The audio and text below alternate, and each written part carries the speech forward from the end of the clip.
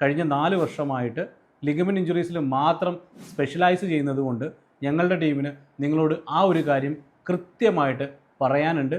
എല്ലാ ദിവസവും നമ്മളുടെ ചാനലിൽ വരുന്ന ഷോർട്സ്, അപ്ഡേറ്റ്സ്, മറ്റ് ലൈവ് പ്രോഗ്രാംസ്, അതുപോലെ തന്നെ സൂം ലൈവ്, ഇത് കൂടാതെ നമ്മളുടെ മറ്റ് ഗ്രൂപ്പ്സ്, ഈ പറഞ്ഞ കാര്യങ്ങളെല്ലാം ഞങ്ങളുടെ അപ്ഡേറ്റ്സ് ഞങ്ങൾ ഷെയർ ചെയ്യുമ്പോൾ നിങ്ങളത് മാക്സിമം യൂട്ടിലൈസ് ചെയ്യുക, പഠിക്കുക, പഠിച്ചിട്ട് അതിനെപ്പറ്റി കൃത്യമായി അറിഞ്ഞിട്ട് മാത്രം എന്ത് വേണമെന്ന് തീരുമാനിക്കുക. ഇനിയും ഇൻഡിവിജ്വൽ കണ്ടീഷൻ അനുസരിച്ചിട്ടുള്ള ഒരു എക്സ്പേർട്ട് അഡ്വൈസ് നിങ്ങൾക്ക് ആവശ്യമെങ്കിൽ ഈ നമ്പറിൽ കോൺടാക്ട് ചെയ്തിട്ട് നിങ്ങളുടെ റിപ്പോർട്ട്സ് അയയ്ക്കുക.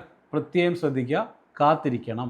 കാരണം കുറേയധികം മെസ്സേജസ് വരുന്നത് കൊണ്ട് തന്നെ ഞങ്ങളുടെ റിപ്ലൈസും ഇൻഡിവിജ്വൽ കണ്ടീഷൻ അനുസരിച്ചിട്ട് റിപ്പോർട്ട്സ് കണ്ടിട്ട് പഠിച്ചതിന് ശേഷം മാത്രമായിരിക്കും മറുപടി തരിക. അതുകൊണ്ട് ജനറലൈസ്ഡ് ആയിട്ടുള്ള ഒരു മറുപടിക്ക് വേണ്ടിയാണ് നിങ്ങൾ എക്സ്പെക്ട് ചെയ്യുന്നതെങ്കിൽ നിങ്ങൾ ഈ നമ്പറിൽ കോൺടാക്ട് ചെയ്യണ്ട. ഞങ്ങൾ ഇൻഡിവിജ്വൽ കണ്ടീഷൻ അനുസരിച്ചിട്ട് മാത്രമേ മറുപടീസ് തരുള്ളൂ. അതിന് കുറച്ച് ഡിലേസ് ഒക്കെ വരാം. അപ്പോൾ അതുകൊണ്ട് കൃത്യമായിട്ട് മനസ്സിലാക്കുക.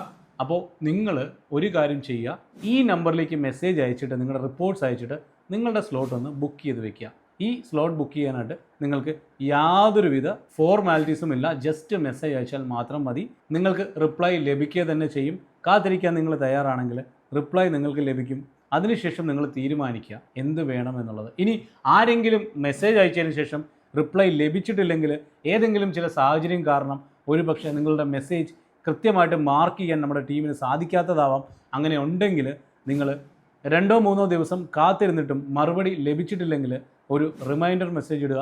അതുപോലെ തന്നെ ഓട്ടോമാറ്റിക് ഡിസപ്പിയറിംഗ് മെസ്സേജസ് ഒക്കെ ഓൺ ആക്കിയിട്ടുണ്ടെങ്കിൽ ദയവ് ചെയ്ത് നിങ്ങൾ അത് ഓഫ് ചെയ്തിട്ടതിന് ശേഷം മാത്രം നിങ്ങൾ മെസ്സേജ് അയയ്ക്കുക. കാരണം ഞങ്ങളുടെ ടീം ഈ റിപ്പോർട്ട്സ് ഇവാലുവേറ്റ് ചെയ്യാൻ വേണ്ടി ഓപ്പൺ ചെയ്യുന്ന സമയത്ത് അതിൽ യാതൊന്നും ഉണ്ടാവില്ല.